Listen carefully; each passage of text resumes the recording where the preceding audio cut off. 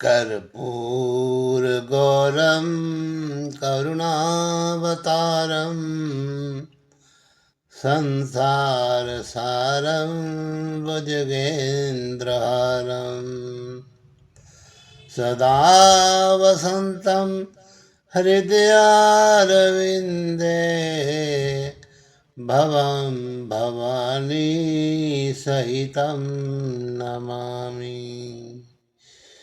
बोलिए श्री शंकर भगवान की जय।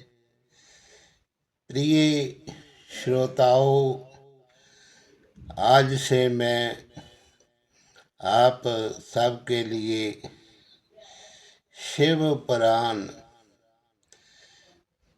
की कथा जो है आपको सुनाने जा रहा हूँ।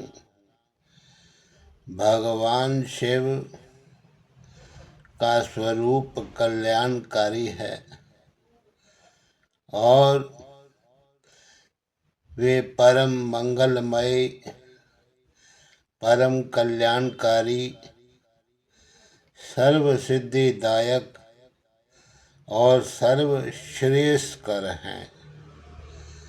देव, धनुज, ऋषि, मुनि, योगिंदर, मुनिंदर और सिद्ध गंधर्व ही नहीं, अब तो ब्रह्मा विष्णु तक भी इन महादेव जी की उपासना करते हैं।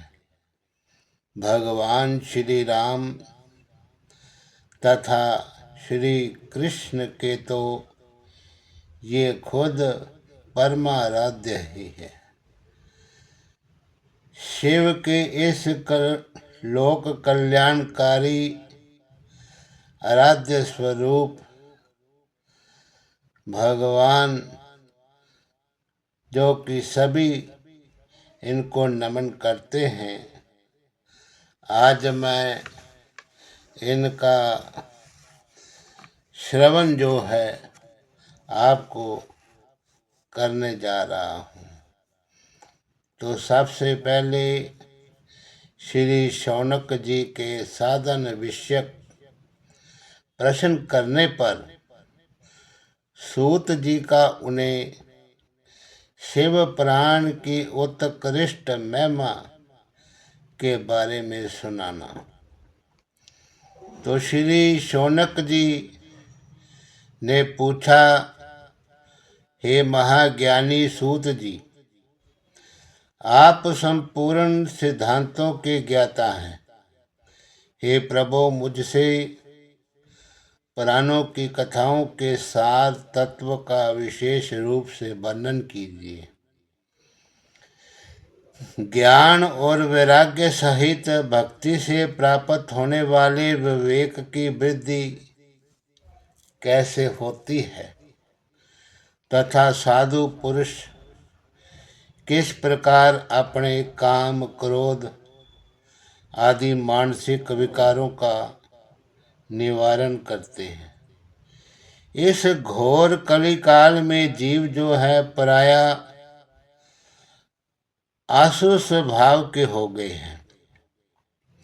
उस जीव समुदाय को शुद्ध बनाने के लिए सर्वश्रेष्ठ उपाय क्या है? आप इस समय मुझे ऐसा कोई शाश्वत साधन बताइए जो कल्याणकारी वस्तुओं में भी सबसे उत्कृष्ट एवं परम मंगलकारी हो तथा पवित्र करने वाले उपायों में भी सर्वोत्तम पवित्र कारक उपाय हो। हे तात, वे साधन ऐसा हो जिसके अनुष्ठान से शीघ्र ही अंतःकरण की विशेष शुद्धि हो जाए तथा उससे निर्मल चित्त वाले पुरुष को सदा के लिए भगवान शंकर की प्राप्ति हो जाए। तो श्री सूत जी ने कहा, मुनि श्रेष्ठ शौनक, तुम धन्य हो, क्योंकि तुम्हारे हृदय में पुराण कथा सुनने का विशेष प्रेम और लालसा है। इसलिए मैं शुद्ध बुद्धि से विचार करके तुमसे परम उत्तम शास्त्र का वर्णन करता हूँ। हे वत्स, वे संपूर्ण शास्त्रों के सिद्धांत से संपन्न भक्ति आदि को बढ़ाने वाला तथा भगवान शिव को प्रसन्न करने वाला है। कानों के लिए रसायन अमृत स्वरूप तथा दिव्य है। तुम उसे श्रवण करो। हे मुने, वे परम उत्तम शास्त्र है शिव पुराण, जिसका पूर्व काल में भगवान शिव ने ही प्रवचन किया था। ये काल रूपी सर्प से होने वाले महान त्रास का विनाश करने वाला उत्तम साधन है। गुरुदेव व्यास ने सनत कुमार मुनि का उपदेश पाकर बड़े आदर से संक्षेप में ही इस पुराण का प्रतिपादन किया है। इस पुराण के प्रणयन का उद्देश्य है कलयुग में पैदा होने वाले मनुष्यों के परम हित का साधन। ये शिव पुराण परम उत्तम शास्त्र है। इसे इस भूतल पर भगवान शिव का वांगमय स्वरूप समझना चाहिए और सब प्रकार से इसका सेवन करना चाहिए। इसका पठन श्रवण सर्वसाधन रूप है। इससे शिव भक्ति पाकर श्रेष्ठतम स्थिति में पहुंचा हुआ मनुष्य शीघ्र ही शिव पद को प्राप्त कर लेता है। इसीलिए संपूर्ण यत्न करके मनुष्यों ने इस पुराण को पढ़ने की इच्छा की है। अतः इसके अध्ययन को अभीष्ट साधन माना है। इसी तरह इसका प्रेम पूर्वक श्रवण भी संपूर्ण मनोवांछित फलों को देने वाला है। तो भगवान शिव के इस पुराण को सुनने से मनुष्य सब पापों से मुक्त होता है तथा इस जीवन में बड़े बड़े उत्कृष्ट भोगों का उपभोग करके अंत में शिवलोक को प्राप्त कर लेता है। ये शिव पुराण नामक ग्रंथ 24,000 श्लोकों से युक्त है। इसकी 7 संहिताएं हैं। मनुष्य को चाहिए कि वे भक्ति, ज्ञान और वैराग्य से संपन्न हो बड़े आदर से इसका श्रवण करे। 7 संहिताओं से युक्त ये दिव्य शिव पुराण पार ब्रह्म परमात्मा के समान विराजमान है और सबसे उत्कृष्ट गति प्रदान करने वाला है। जो लगातार अनुसंधान पूर्वक इस शिव पुराण को पढ़ता है अथवा नित्य प्रेम पूर्वक इसका पठन करता है, वे पुण्यात्मा है, इसमें संशय नहीं है। जो उत्तम बुद्धि वाला पुरुष अंतकाल में भक्ति पूर्वक इस पुराण को सुनता है, उस पर अत्यंत प्रसन्न हुए भगवान महेश्वर उसे अपना धाम प्रदान करते हैं। जो हर रोज आदर पूर्वक शिव पुराण का पूजन करता है, वे इस संसार में संपूर्ण भोगों को भोग करके अंत में भगवान शिव के पद को प्राप्त कर लेता है। जो प्रतिदिन आलस रहित होकर रेशमी वस्त्र आदि के वेष्टन से इस शिव पुराण का सत्कार करता है, वे सदा सुखी होता है। ये शिव पुराण निर्मल तथा भगवान शिव का सर्वस्व है। जो इहलोक और परलोक में भी सुख चाहता हो, उसे आदर के साथ प्रयत्न पूर्वक इसका सेवन करना चाहिए। ये निर्मल एवं उत्तम शिव पुराण धर्म, अर्थ, काम और मोक्ष रूप चारों पुरुषार्थों को देने वाला है। अतः सदा प्रेम पूर्वक इसका श्रवण एवं विशेष पाठ करना चाहिए।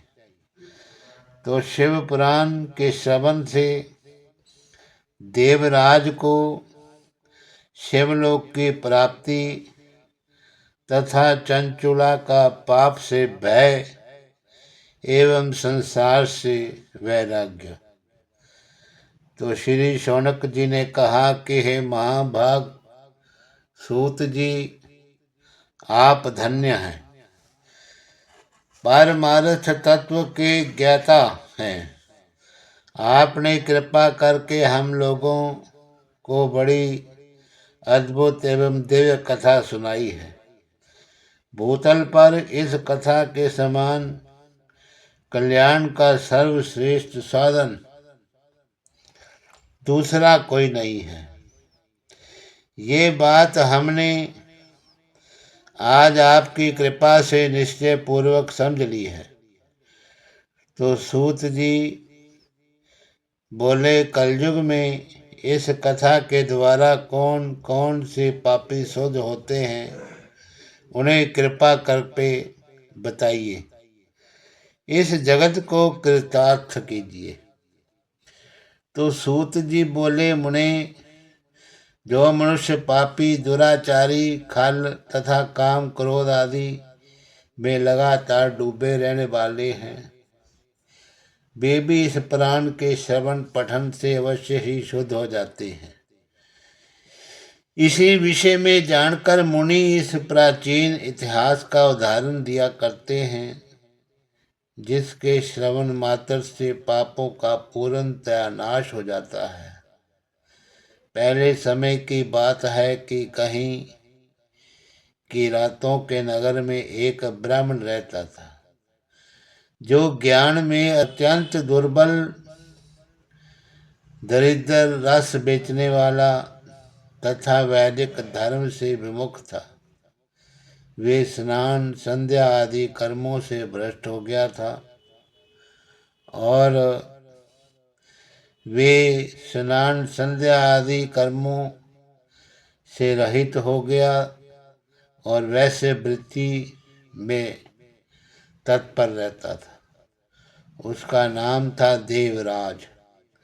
वे अपने ऊपर विश्वास करने वाले लोगों को ठगा करता था। उसने ब्राह्मणों, क्षत्रियों, वैश्यों, शूद्रों तथा दूसरों को भी अनेक बहानों से मारकर उनका धन हड़प लिया था, परंतु उस पापी का थोड़ा सा भी धन कभी धर्म के काम में नहीं लगा था। वे वैश्यगामी तथा सब प्रकार से आचार भ्रष्ट हो गया था।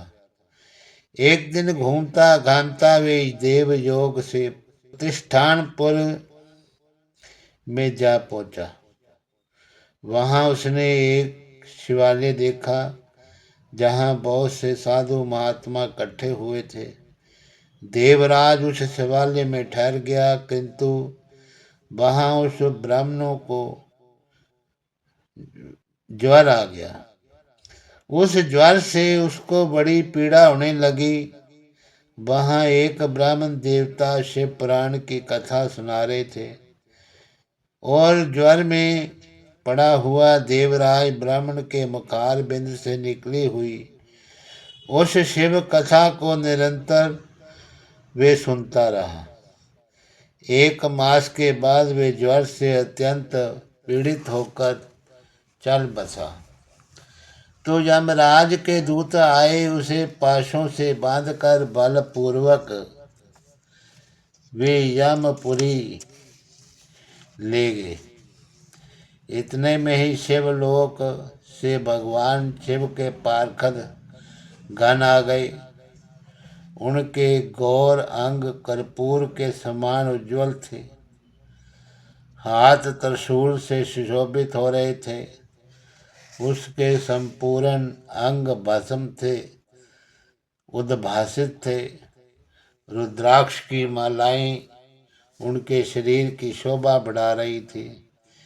वे सब के सब क्रोध पूर्वक यमपुरी में गए और यमराज के दूतों को मार पीट कर बारंबार धमका करके उन्होंने देवराज को उनके चुंगल से छुड़ा लिया और अत्यंत अद्भुत विमान में बैठा करके जब वे शिवदूत कैलाश जाने को तैयार हुए, उसी समय यमपुरी में बड़ा भारी कोलाहल मच गया।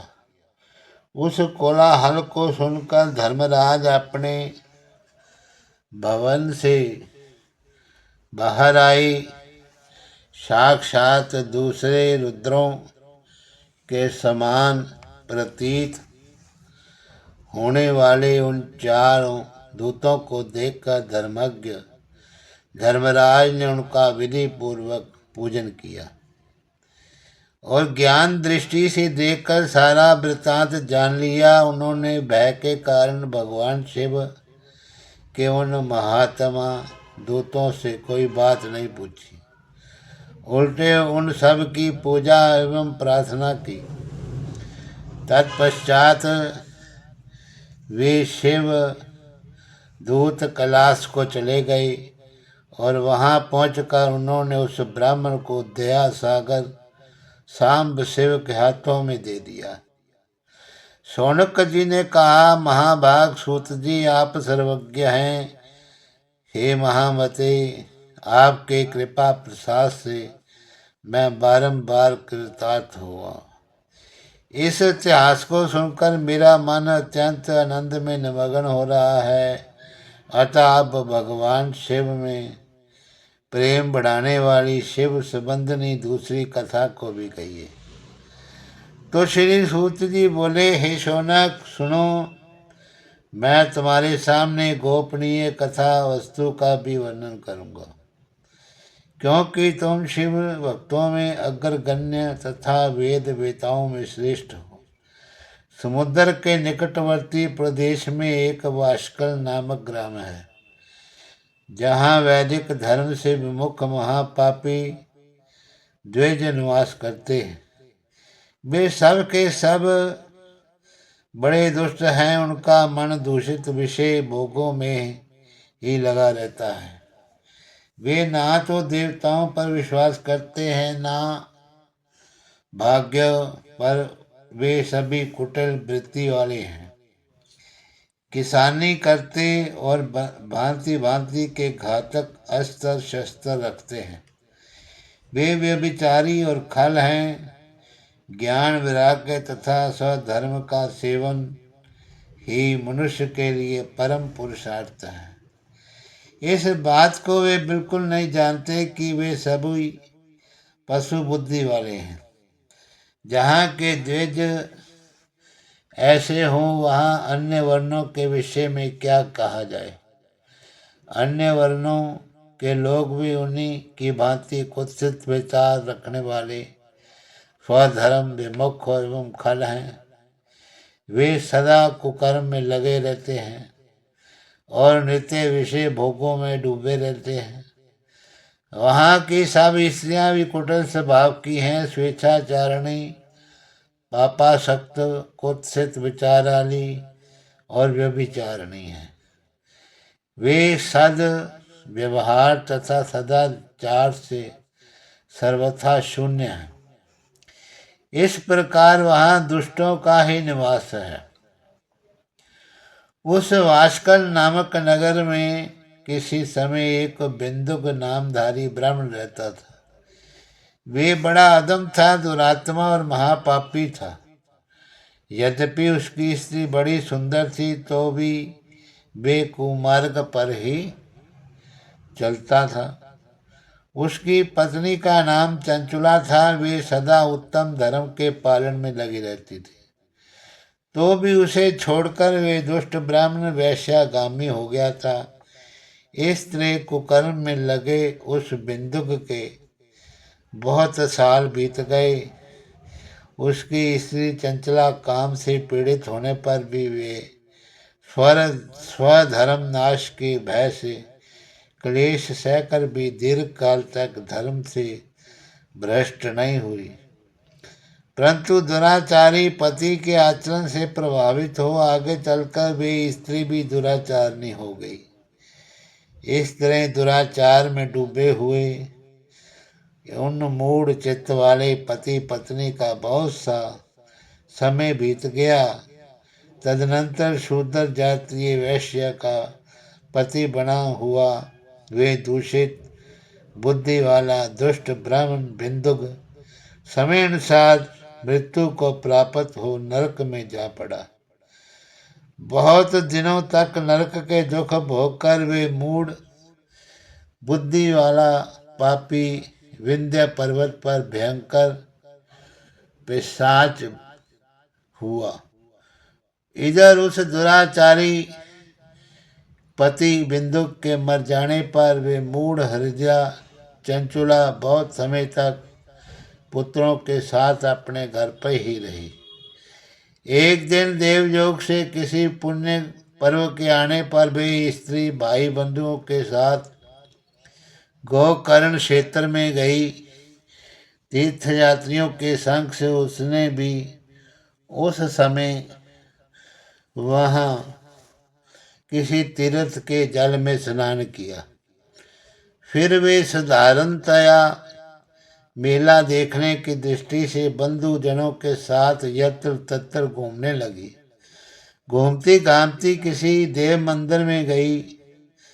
वहाँ उसने एक देवज्ञ ब्राह्मण के मुख से भगवान शंकर की परम पवित्र मंगलकारी उत्तम पौराणिक कथा सुनी।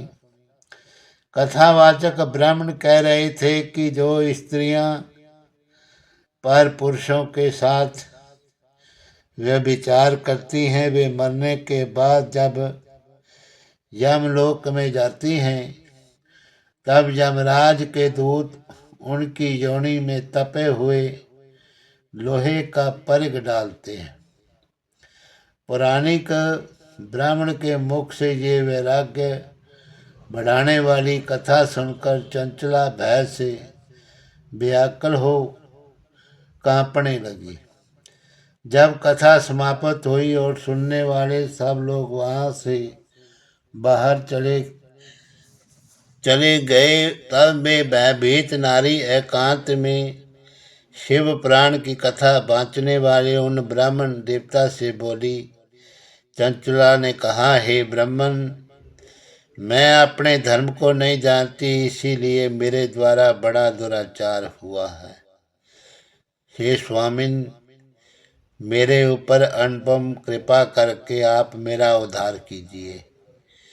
आज आपके वैराग्य से ओत प्रोत इस प्रवचन को सुनकर मुझे बड़ा भय लग रहा है। मैं कांप उठी हूँ और मुझे इस संसार से वैराग्य हो गया है। मुझ मूढ़ चित्त वाली पापिनी को धिक्कार है।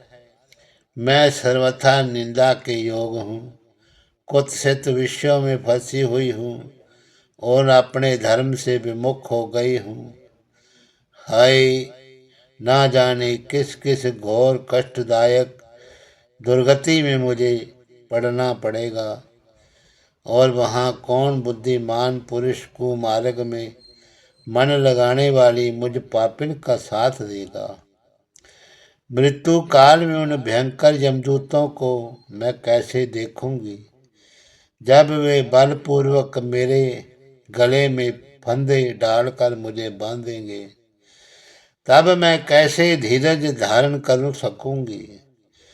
नरक में जब मेरे शरीर के टुकड़े किए जाएंगे उस समय विशेष दुख देने वाली उस महायातना को